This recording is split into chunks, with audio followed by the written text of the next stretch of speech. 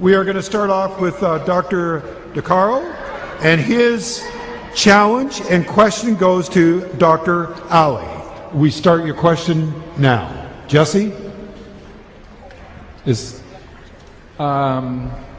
Shabir, by what means do you use to measure the truth of your absolute worldviews over those of Christians, Hindus, Sikhs, Jews, atheists, etc.? If your account of reality is closer to the truth than either Dr. Costa's or mine and everyone else in the world who are not Muslim, where is your reality measuring stick which would convince all of us here tonight that what you are saying is absolutely true?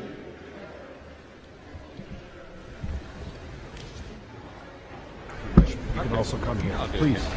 Yeah. Thank you for that question, Dr. DeCarlo. I wouldn't answer from the point of view of absolute truth, but I would answer from the point of view of my own relative experience. Like all of us, I have a certain history. I've been educated in a certain way. I've been brought up in a certain way. I've had certain experiences in life that have led me to where I am now and what I believe now. But having said that, it seems to me from my brief survey of the world's religions that if there is a religion to pick, then to me the religion is Islam. Going outside of the religious sphere and to think about atheism and other non-beliefs that are out there, or non-theistic beliefs that are out there, again I believe that Islam makes sense. Some of the problems Dr. DeCarlo mentioned here today with regards to belief in God, knowledge of God and His omnipotence, His benevolence and so on, I do not see these to be problems in the Islamic conception of faith in God. The Quran in Islam I believe to be one of the most motivating factors for me. When I study the Quran, I become entirely impressed that this is a revelation from the Almighty God.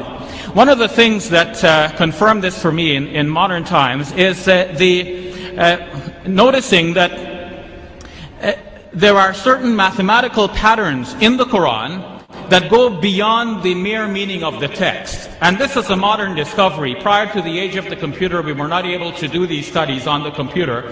Some people have done studies like this with regards to the Bible. There was Ivan Panin, and more recently Michael Drosnin and Jeffrey Satinover. But all of these studies have been discarded and discounted by those who have reviewed them independently.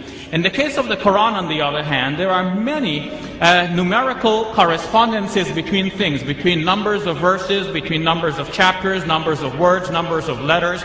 It's forming such a tight-knit composition that it is clear that whoever authored this book has a very deep interest in numbers, has a sharp mind that could keep track of the numbers over the 23 years over which the Quran was being revealed, a piece at a time in a wide variety of circumstances, and didn't tell anybody about this until we can discover it only now. To me, this is the mind of God behind the Quran that we're now discovering.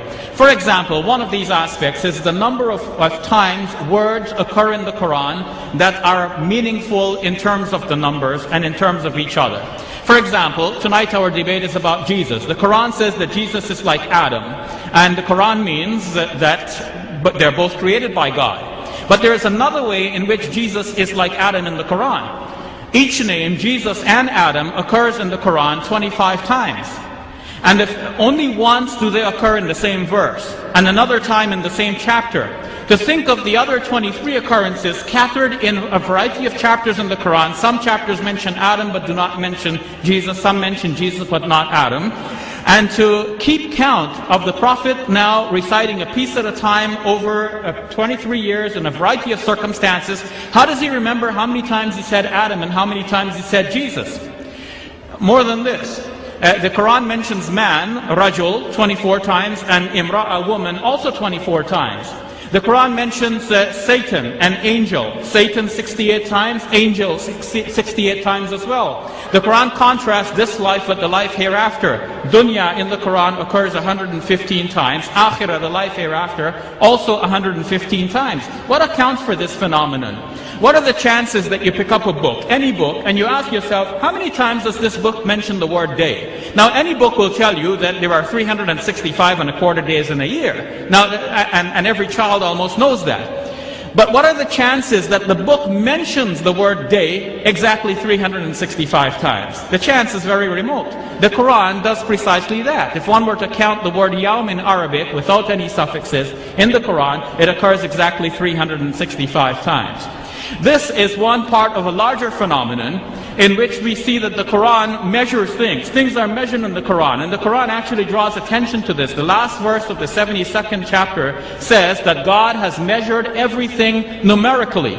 No one realized at the time that this was actually about the Quran as well. In fact, there are things in the Quran that are measured numerically, and we're only discovering that now. As Adam Smith said in the world of economics, there is an invisible hand guiding everything. To me, there is the invisible hand of God and the mind of God guiding the revelation and the eventual compilation of the Quran as we have it now. Thank you very much.